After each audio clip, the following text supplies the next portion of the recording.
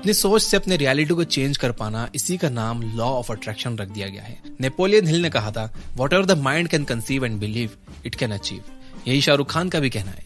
कहते हैं अगर किसी चीज को दिल से चाहो तो पूरी कायनात उसे तुमसे मिलाने की कोशिश में लग जाती है।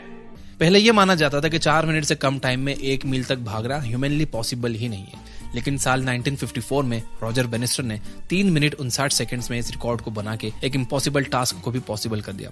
रॉजर बेनिस्टर आगे जाकर एक न्यूरो साइंटिस्ट बन गए, जिन्होंने बताया कि इस रिकॉर्ड को तोड़ने के लिए उन्होंने अपनी बॉडी से ज्यादा अपने माइंड को स्ट्रॉन्ग बनाया था। ये जो 4 मिनट का टारगेट था, ये उनके दिमाग में था। वो दिन रात इस रेस को विजुअलाइज करते थे, अपने आप को हर एक स्टेप लेते हुए सोचते रहते थे। उन्होंने ये सब करके दिखाया क्योंकि वो ऑलरेडी इस रेस को अपने माइंड में 1000 से भी ज्यादा बार जीत चुके थे। आपका दिमाग एक मसल की तरह है, अगर आप उसे सही तरीके से ट्रेन करोगे तो आप अपनी रियलिटी को ट्रांसफॉर्म कर सकते हो। जैसे रॉजर ने अपनी रेस को दिमाग में जीत के रियलिटी में कन्वर्ट किया, वैसे ही आप भी अपने गोल्स को विजुअलाइज करके अचीव कर सकते हो। और सिर्फ विजुअलाइज ही नहीं करना है, अपने गोल्स को इस तरीके से सीरियसली लेना है जैसे आपकी अपनी जिंदगी इस पर ही डिपेंड करती हो। एग्जाम्पल के लिए इस वीडियो को ध्यान से देखो। दोस्तों, क्या आप इस आदमी को जानते हो? यह है एडी हॉल, जिन्होंने 500 किलो का वेट लिफ्ट करने का सबसे पहला वर्ल्ड रिकॉर्ड बनाया। आपने सही सुना, 500 kilo. Just for example, 500 kilo एक घोड़े का वेट होता है, एक भालू का वेट 500 किलो होता है, एक ट्रक का इंजन 500 किलो का होता है, 10 एवरेज इंडियंस का वेट 500 किलो का होता है, एक छोटी कार का वेट 500 किलो का होता है। ये वर्ल्ड रिकॉर्ड बनाने से पहले सभी डॉक्टर्स और साइंटिस्ट ने एडी को समझाया था कि 500 किलो का वेट उठाना इंसानों के लिए पॉसिबल ही नहीं है। आज तक कभी किसी ने यह रिकॉर्ड नहीं बनाया। आज तक का मैक्सिमम डेडलिफ्ट का रिकॉर्ड 465 kg है। इस पर सीधा 35 किलो बढ़ाना बिल्कुल हो ही नहीं सकता, पर एडी हॉल ने यह कर दिखाया। और ये सब हुआ कैसे? इसका जवाब एडी से खुद सुनो। I wasn't lifting 500 kilo off the floor. I was lifting a car off of my kids. And that's the only way I was able to do that lift. I had to train my brain to put myself in this scenario. It was such a hard thing to do. Eddie Hall ने visualise किया कि वो weight plates नहीं उठा रहे, वो अपने बच्चों के ऊपर चढ़ी हुई कार को उठा रहे हैं। आप जैसा सोचोगे, जैसा विजुअलाइज करोगे, आपके थॉट्स और एक्शंस उसी डायरेक्शन में अलाइन हो जाएंगे। साइंस भी मानता है कि आपका माइंडसेट डिसाइड करता है कि आप किसी चीज को पॉसिबल मानते हो या इम्पॉसिबल। और ये 2 माइंडसेट्स होते हैं जो आपकी लाइफ की पूरी स्टोरी को शेप करते हैं, फिक्स्ड माइंडसेट और ग्रोथ माइंडसेट। आइए देखते हैं fixed mindset. Psychologist Carol Dweck के अकॉर्डिंग ज्यादातर लोगों का एक कोर बिलीफ होता है, वो ये कि everyone has a set amount of intelligence. मतलब जो भी आपके पास दिमाग और टैलेंट है वो एक फिक्स्ड लेवल तक ही लिमिटेड है। तभी आप किसी 10-12 हजार कमाने वाले इंसान को जाके कहो कि वो महीने का 1 करोड़ भी कमा सकता है, तो वो कभी इस बात पर यकीन ही नहीं कर पाएगा। उसके अकॉर्डिंग उसकी इंटेलिजेंस और कैपेबिलिटी की लिमिट 40-50 हजार तक की ही है। अब जो इंसान अपने दिमाग में ही मैक्सिमम कैपेसिटी 50 हजार की बना के बैठा है, उसे कभी 1 करोड़ के सपने भी नहीं आएंगे। कैरल ड्वेक सोचने के इस तरीके को फिक्स्ड माइंडसेट कहती है। अगर आपका फिक्स्ड माइंडसेट है और आपको लगता है कि लाइफ एक पोकर गेम की तरह है जहां पर आपको फिक्स्ड कार्ड्स ही मिलते हैं जिन्हें चेंज नहीं किया जा सकता और आप उनके साथ फंसे हुए हो, अगर स्कूल में आपके मार्क्स अच्छा आए और पेरेंट्स ने आपको तारीफ की तो आपको लगने लगता है कि आपके हाथों 2 इक्के लग गए, मतलब आप स्मार्ट और टैलेंटेड हो। लेकिन जैसे जैसे आप बड़े होते हो, स्कूल में कंपटीशन फेस करते हो, टेस्ट में मिस्टेक्स करते हो और चैलेंजिंग सिचुएशन का सामना करते हो, आपको लगता है कि शायद आपके कार्ड्स उतने अच्छे नहीं है जितने पहले लगता था।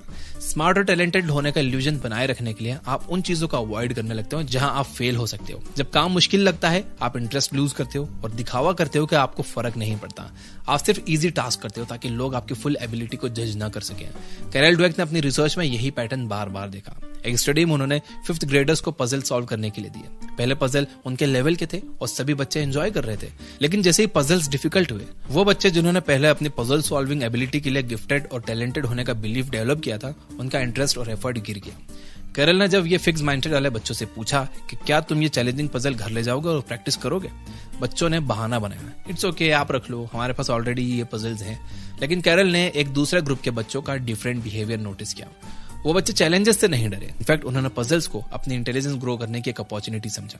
गलतियां होने के बावजूद भी उन्होंने इंटरेस्ट और एफर्ट मेंटेन किया। एक बच्चा इतना एक्साइटेड था कि उसने कैरल से पजल्स के नेम्स लिखने की रिक्वेस्ट की ताकि मैं घर जाकर और पजल्स खरीद सकूं। ये वो बच्चे थे जिन्होंने ग्रोथ माइंडसेट डेवलप किया था। ग्रोथ माइंडसेट वाले लोग ये जानते हैं कि अगर लाइफ में उनके हाथों अगर ज्यादा अच्छे कार्ड नहीं लगे, मतलब लो इंटेलिजेंस या लेस स्किल्स, तब भी वो इन्हीं कार्ड से जैसे तैसे जीत सकते हैं। एफर्ट और बेटर स्ट्रेटेजीज के साथ कोई भी गेम जीतना पॉसिबल है। सिंपल वर्ड्स में, कोई भी स्किल नेचुरल टैलेंट से नहीं बल्कि डेडिकेशन और इंप्रूवमेंट के प्रोसेस से आती है। आज ये कॉन्सेप्ट इंस्पायरिंग लगता है कि आप अपने इंटेलिजेंस को ग्रो कर सकते हो, लेकिन 40 साल पहले साइंटिस्ट का जवाब ये नहीं था। 1980 से पहले साइंटिस्ट को लगता था कि आप अपने पोटेंशियल तक तो पहुंच सकते हो, लेकिन आपके दिमाग की वायरिंग फिक्स्ड होती है, मतलब जो भी दिमाग को मिला है वही फाइनल है। लेकिन आज की रिसर्च कुछ और कहती है। साइंस ने प्रूव किया है कि आपका ब्रेन फिजिकली चेंज और ग्रो कर सकता है अगर आप एफर्ट और राइट स्ट्रेटेजीज से काम करो। अब ये बुक पढ़ के मुझे 3 ऐसे तरीके मिले जिनसे आप अपने माइंडसेट को हमेशा के लिए बदल सकते हो। Number 1, physically grow your brain. कुछ साल पहले जब टैक्सी ड्राइवर्स जीपीएस का यूज नहीं करते थे, ब्रेन रिसर्चर्स ने लंदन के एक्सपीरियंस टैक्सी ड्राइवर्स के ब्रेन स्कैन किए। उन्होंने नोटिस किया कि जितना ज्यादा टाइम टैक्सी ड्राइवर ने लंदन के रोड्स पर ड्राइव किया, उनके ब्रेन का एक स्पेसिफिक रीजन जो कि स्पैटियल अवेयरनेस और मेमोरी के लिए रिस्पॉन्सिबल है, वो बड़ा होने लगा। ब्रेन स्कैन्स ने यह रिवील किया कि जितनी ज्यादा डिमांड टैक्सी ड्राइवर्स ने अपने ब्रेन पर डाली, यानी जितना कॉम्प्लेक्स लंदन का रोड सिस्टम उन्हें नेविगेट करना पड़ा, उतना ज्यादा उनका ब्रेन एक्सपांड हुआ और उनका काम और इफेक्टिव होने लगा। Number 2, speed up your brain. लेकिन हर ब्रेन रीजन फिजिकली एक्सपांड नहीं कर सकता, इसलिए कुछ ब्रेन रीजन्स को फास्टर काम करना पड़ता है। यह प्रोसेस कहलाती है माइलिनेशन। जब आप इंटेंसली फोकस करते हो और एक स्पेसिफिक स्किल को कंसिस्टेंटली प्रैक्टिस करते हो, आपके ब्रेन सेल्स पर एक वाइट कोटिंग यानी कि माइलिन बनने लगता है। ये इंसुलेशन की तरह काम करता है, बिल्कुल कॉपर वायर्स की प्लास्टिक कोटिंग के जैसे, जो इलेक्ट्रिक सिग्नल्स को फास्ट और क्लियर बनाती है। एक ब्रेन सर्किट जो माइलिन से कवर है, वो 10x फास्टर इन्फॉर्मेशन ट्रांसमिट करता है कंपेयर टू एक ब्रेन सर्किट जो माइलिन के बिना है। Number 3, rewire your brain.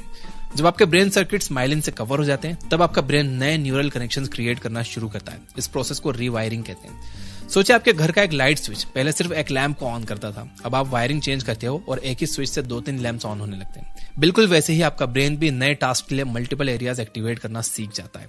एक पीयर रिव्यूड स्टडी ने प्रूव किया है कि जब गिटार प्लेयर्स हजारों घंटे प्रैक्टिस करते हैं, तब उनका ब्रेन बिगिनर्स के कंपैरिजन में बहुत ज्यादा एक्सपैंड हो जाता है। जब बिगिनर्स गिटार बजाते हैं तो उनका ब्रेन का सिर्फ एक रीजन एक्टिवेट होता है, जो उनके लेफ्ट हैंड की फिंगर को कंट्रोल करता है, जो नोट्स बजाते हैं। जब एक्सपीरियंस प्लेयर गिटार बजाते हैं तो उनका ब्रेन मल्टीपल रीजन्स एक्टिवेट करता है, इंक्लूडिंग फिंगर, पाम और लेफ्ट और राइट हैंड का पूरा एरिया। रीजन हजारों घंटों की प्रैक्टिस और स्ट्रगल ने उनके ब्रेन को रिवायर कर दिया, जिससे उनका परफॉर्मेंस काफी बढ़ गया।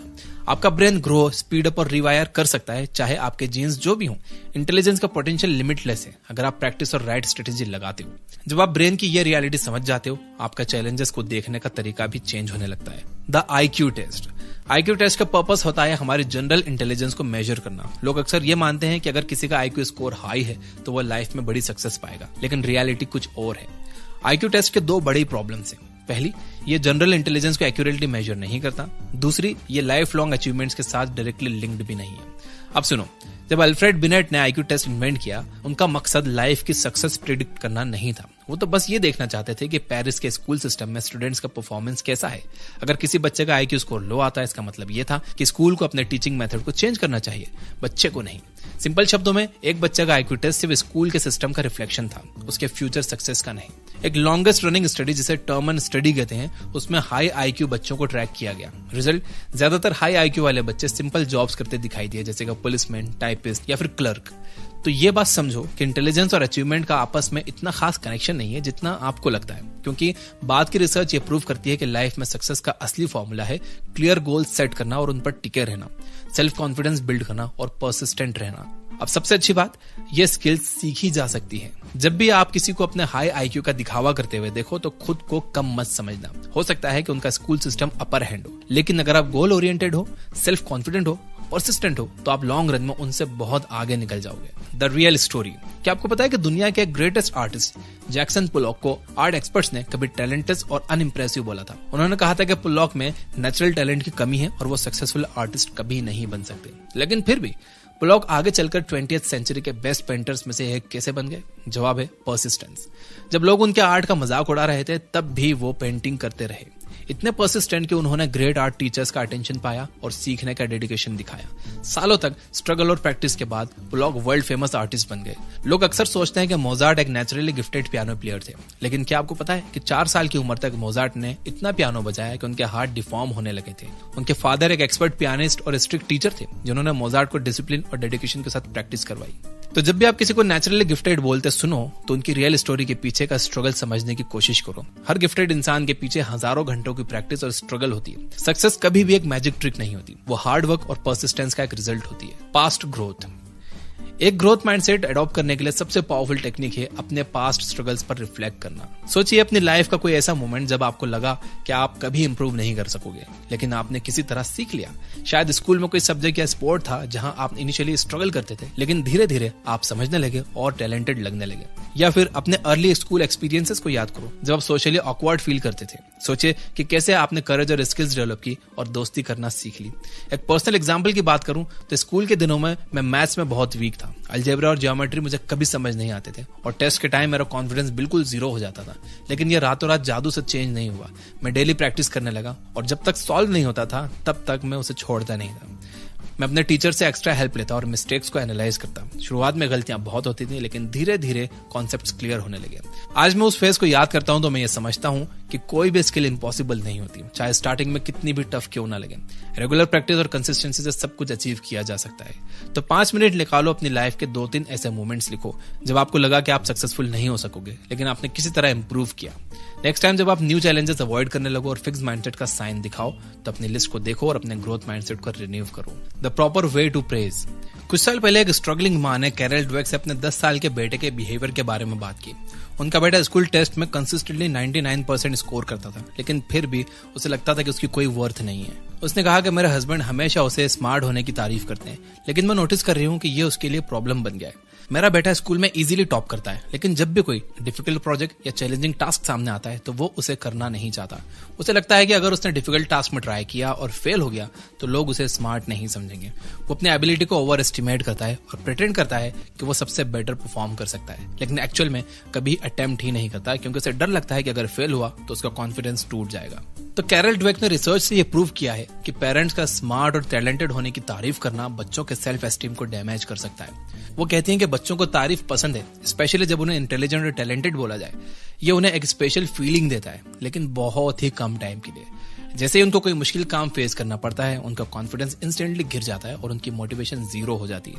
लेकिन रिसर्च ये भी कहती है कि अगर बच्चों को उनकी मेहनत और डेडिकेशन के लिए तारीफ की जाए तो उनका फेलियर का डर कम हो जाता है। नए चैलेंजेस फेस करते वक्त भी उनका इंटरेस्ट और एफर्ट हाई बना रहता है, जिससे उनका कॉन्फिडेंस और सेल्फ एस्टीम नेचुरली इंप्रूव होता है। तो बच्चों को उनके अचीवमेंट के लिए तारीफ करते वक्त कभी भी स्मार्ट, टैलेंटेड और गिफ्टेड जैसे लेबल्स का यूज मत करो। ये बद्दुआ की तरह काम करते हैं जो बच्चों के दिमाग पर नेगेटिव इंपैक्ट डालते हैं। उसके बदले उनकी मेहनत और डेडिकेशन को अप्रिशिएट करो कि मुझे तुम्हारा डेडिकेशन और मेहनत बहुत पसंद आई। तुमने अपना होमवर्क कितने फोकस के साथ कंप्लीट किया, ये मुझे बहुत पसंद है। मेहनत पर बेस्ड तारीफ उन्हें कंसिस्टेंट बनाती है और नए चैलेंजेस फेस करने के लिए मेंटली स्ट्रांग करती है। अब आप शायद सोच रहे होंगे कि अगर मैं ग्रोथ माइंडसेट को अडॉप्ट कर लूं तो क्या मैं अपनी एबिलिटीज को ओवर एस्टिमेट करने लगूंगा? कहीं मैं अपनी लिमिट्स भूलकर अनरियलिस्टिक एक्सपेक्टेशंस तो नहीं रखूंगा? बिल्कुल नहीं। रिसर्च ये कहती है कि ग्रोथ माइंडसेट अडॉप्ट करने वाले लोग अपनी करंट एबिलिटीज को फिक्स्ड माइंडसेट वाले लोगों के कंपैरिजन में बेटर समझते हैं। कैरल ड्वेक कहती हैं कि अगर आपके पास ग्रोथ माइंडसेट है तो आप अपनी करंट एबिलिटीज को ऑनेस्टली देखने के लिए ओपन रहते हो, इवन अगर वो अनकंफर्टेबल या नेगेटिव भी हो। लेकिन अगर आप फिक्स्ड माइंडसेट वाले हो तो आपको सिर्फ 2 चीजें दिखाई देती हैं, या तो पॉजिटिव फीडबैक जो आपको अच्छा लगता है, या फिर नेगेटिव फीडबैक जो आप अवॉइड करते हो। ऐसे में आपकी रियलिटी धुंधली होने लगती है। कभी आप अपने स्ट्रेंथ्स को ओवरहाइप करते हो तो कभी फेलियर्स का ब्लेम किसी और चीज पर डाल देते हो। धीरे धीरे आप खुद को प्रॉपरली समझना बंद कर देते हो। तो अगर कोई फिक्स्ड माइंडसेट वाला इंसान आपसे कहे कि तुम ओवर स्मार्ट बन रहे हो या तुम अनरियलिस्टिक सोच रहे हो, तो खुद पर डाउट मत करना। ये याद रखना कि ग्रोथ माइंडसेट के साथ ह्यूमिलिटी और लर्निंग एटीट्यूड आपको रियलिटी पहचानना सिखाता है, जब फिक्स्ड माइंडसेट वाले लोगों के लिए समझ पाना ऑलमोस्ट इम्पॉसिबल है। तो दोस्तों, ये बातें मैंने आपको बताई हैं कैरल ड्वेक की बुक माइंडसेट से। आप ये याद रखिए कि आपका माइंडसेट आपकी रियलिटी को शेप करता है। रॉजर बैनिस्टर और एडी हॉल जैसे एग्जांपल्स दिखाते हैं कि इम्पॉसिबल को पॉसिबल कैसे बनाते हैं, विजुअलाइजेशन और पर्सिस्टेंट एफर्ट के जरिए। कैरल ड्वेक की रिसर्च कहती है कि फिक्स्ड माइंडसेट वाले लोग लिमिट्स एक्सेप्ट करते हैं, जबकि ग्रोथ माइंडसेट अडॉप्ट करने वाले लोग अपने एफर्ट्स और स्ट्रेटेजीज के जरिए अपने पोटेंशियल को एक्सपैंड करते हैं। सक्सेस का राज एक कंसिस्टेंट प्रैक्टिस, डेडिकेशन और एक पॉजिटिव माइंडसेट जो चैलेंजेस को ग्रोथ का मौका समझता है। माइंडसेट एक पावरफुल टूल है जो आपकी लाइफ को ट्रांसफॉर्म कर सकता है। अब यह आप पर डिपेंड करता है कि आप अपने थॉट्स और एक्शंस को कैसे अलाइन करते हो। सक्सेस का फॉर्मूला सिंपल है, विजुअलाइज करो, मेहनत करो और कंसिस्टेंटली अपने गोल्स के पीछे लगे रहो। आपकी रियलिटी बदलने का कंट्रोल सिर्फ आपके हाथ में है। अगर ये बातें आपको मोटिवेट कर रही हैं तो इस वीडियो को लाइक जरूर करो और इसे सभी के साथ शेयर जरूर करना। इस किताब की डिटेल्ड समरी सुनने के लिए ये बुक ऐप डाउनलोड कर लो, जहां पर आप फ्री में इस किताब की समरी सुन सकते हो। Finally, you guys are amazing. Keep reading, keep learning, keep growing. Thank you for watching.